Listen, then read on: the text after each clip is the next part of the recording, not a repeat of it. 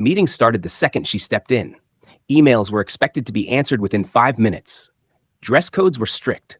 Mistakes, unforgivable. Sei had been on the executive floor barely a week before he saw her rage firsthand. A junior staffer had mistakenly printed a confidential report on the wrong paper type. Simi didn't shout, she whispered. And somehow that whisper carried more terror than a scream. "Do I look like someone who tolerates sloppiness?" The poor boy nodded, then shook his head, confused. Sei quietly dropped the stack of mail at the reception desk and disappeared before she noticed him. One morning, while sipping her signature ginger tea, Simi glanced up and saw him again, this time adjusting the plant pot near her glass door. Most staff passed that pot without a second look. It was just office decor. But Sei tilted it slightly to the right, toward the light. Strange. Another day, she overheard two admin girls whispering about how the new guy from the mailroom fixed the jammed scanner when IT said they'd come back next week. "Quiet but sharp," one of them said. Simi raised an eyebrow. She began to see him more often. Quiet, careful, always early. He didn't fumble like the others. He was unaffected. And that bothered her.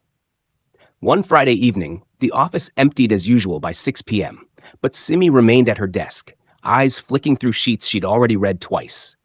Her phone buzzed with a message from her father, another business dinner, another string of rich suitors he hoped she'd marry.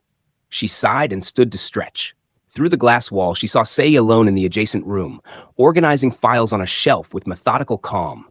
Everyone had gone home. He hadn't. She hesitated, then walked into the file room. He turned when he heard the door open. "Ma, no one's here," she said, her voice flatter than usual. "You can drop the ma." Sei paused, then gave a small nod. "All right." She leaned against the doorway. "You always stay this late?" "Only when there's still work to do." Silence stretched between them like a tight thread. "You don't talk much," she said. "I try not to waste words," he replied simply. A smile tugged at the corner of her lips, genuine but fleeting. She hadn't expected that. That was the beginning. She didn't understand it at first. But slowly, she found herself staying late more often. Not always with files, sometimes with a coffee mug she didn't need, sometimes with music playing quietly on her speakers, sometimes just to watch him.